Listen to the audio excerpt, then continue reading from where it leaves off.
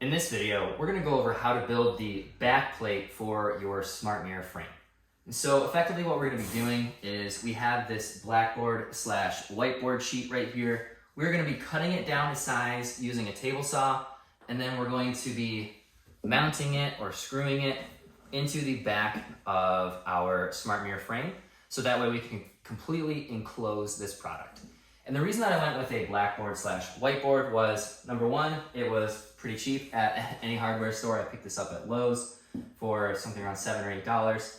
And then I also like that this black side is really, really dark, and we're gonna have that on the inside. And what that's gonna do is discourage any extra light from refracting around inside of the smart mirror. So that way it doesn't show up on the mirror end of the smart mirror. Because of how the one-way glass works, you don't want any extra light shining through.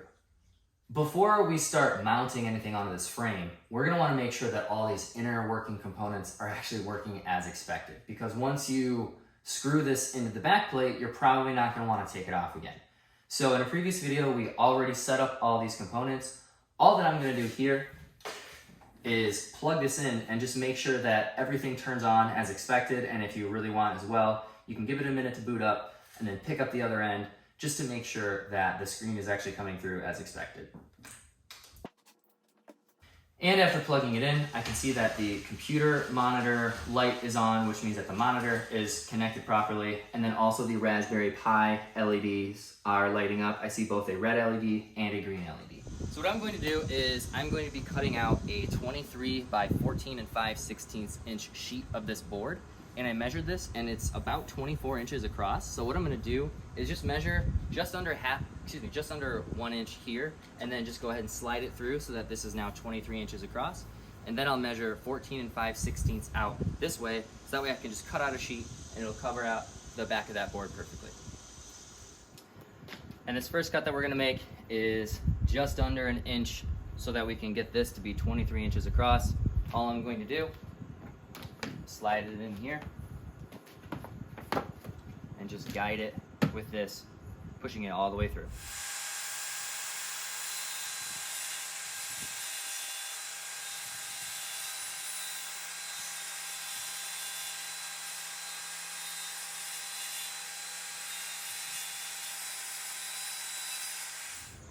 I unfortunately underestimated the size of my table saw. I thought that it could go out to 14 and 5/16 inches, but it only goes out to 12 safely, so I do not recommend doing anything unsafe.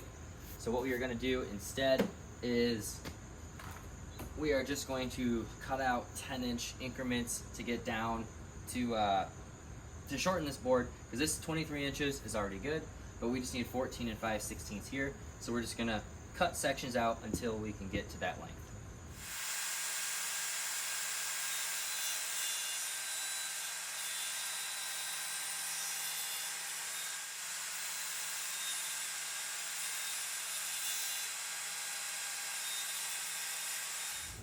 Now that we've trimmed it most of the way down, this is at just about over 15.5 inches. So I just have here 1 1/4 inch, and we're gonna trim it back down to 14 and 5/16 of an inch.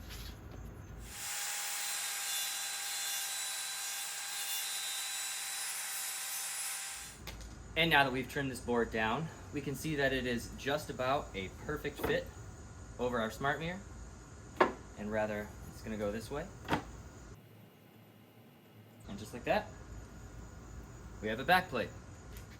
Now that we've got our backplate board cut out, what we're going to do is make sure that the black portion is down facing the inside, and we're just going to do a quick spot check to make sure that it fits on all sides, which it does. And then what we're going to be doing next is actually putting the screws into this board so that it stays into our frame. And because we can't exactly see our frame, we're going to want to make marks on the whiteboard side of where we're actually going to be putting the screws. And if you measure this board right here, you'll see that it is 3/4 of an inch. So what we're going to do is measure 3/16 of an inch within, so that way we're actually near the center of this board, and we're not actually going to split the wood or anything like that.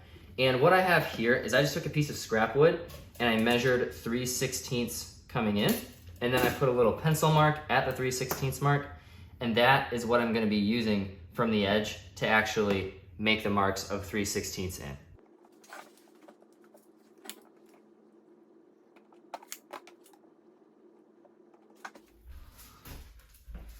And now that we've made all the markings in our board, we're going to put the screws in.